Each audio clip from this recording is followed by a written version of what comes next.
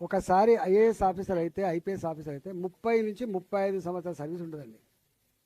30 నుంచి 35 సంవత్సరాల సర్వీస్ ఉంటుంది. రాజకీయ పార్టీ 5 ఏళ్ళు మాత్రమే అధికారం నడుపుతుంది ప్రజల ఆశీర్వాదం ఉంటే. ఎమ్మెల్యే, ఎంపీ, ఎనీ ప్రజాప్రతినిధి, ఒక ఎక్సెప్ట్ ఎమ్మెల్సీ, అన్నీ 5 సంవత్సరాలు. ప్రభుత్వం అంటే 5 సంవత్సరాలు ఉంటుంది.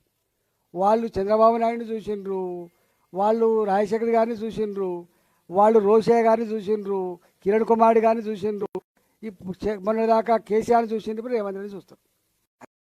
ఏంటంటే యథా రాజా తదా ప్రజ.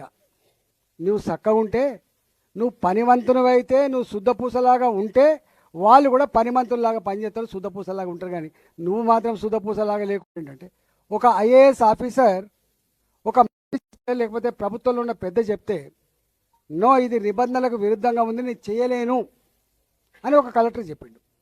ఆ కలెక్టర్ను పక్కకు పెట్టి ఇంకో కలెక్టర్ తెప్పించిండు. ఆ కలెక్టర్ వేసానికి నిజాయితీ ఉంది ప్రభుత్వానికి, దాన్ని బట్టి అర్థమవుతుంది. అరే నువ్వు నిజంగా గొప్పడు.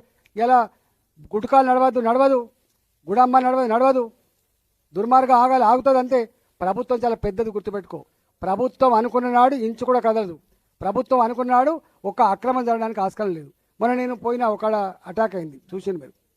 అంటే ప్రభుత్వాలు పూర్తిగా విఫలమైనప్పుడు, ప్రజలకు చట్టాల మీద విశ్వాసం చల్లగిలినప్పుడు నాలాంటి ప్రజాప్రతినిధి ఏం చేయాలి చెప్పండి? గా పని చేస్తాడు.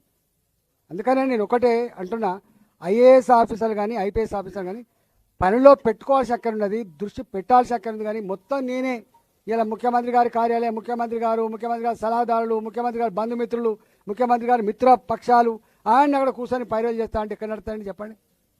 ఇవన్నీ లెక్కలతో సహా బయట పెట్టే రోజు వస్తుంది. తప్పించుకోలేరు. వాళ్ళు అనుకుంటారు పిల్లి కళ్ళు మూసుకొని పాలు తాగినట్టుగా భావిస్తాను, తప్పించుకోవడానికి వీల్లేదు.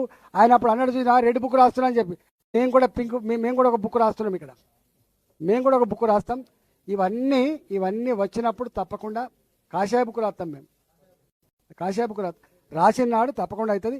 మళ్ళీ చెప్తున్నా, ఐఏఎస్ ఆఫీసర్ కానీ ఐపీఎస్ ఆఫీసర్ కానీ చట్ట ప్రకారంగా నడుచుకోండి తప్ప ఇవాళ వాళ్ళ బాసుల ఆదేశాలకు లోబడి పనిచేస్తే, గతంలో శ్రీలక్ష్మి ఎట్లా జైలు పాలైంది, ఇవాళ అనేక మంది ఐపీఎస్ ఆఫీసర్ ఎట్లా జైలు పాలవుతున్నారు, రేపు అనేక మంది విదేశాలు ఎట్లా దాక్కుంటున్నారు, మీకు కూడా గతి పట్టకుండా చూసుకోమని చెప్పి నేను విజ్ఞప్తి చేస్తున్నా. ఐఏఎస్ ఐపీఎస్లకు ఉండే గౌరవం వేరు. మీరు ఎంతో మేధో సంపన్నులు, ఎంతో కష్టపడి ఆ స్థాయికి వచ్చిండ్రు, ఎందుకు దాని గౌరవాన్ని తగ్గిస్తారని నేను కూడా అంటున్నా.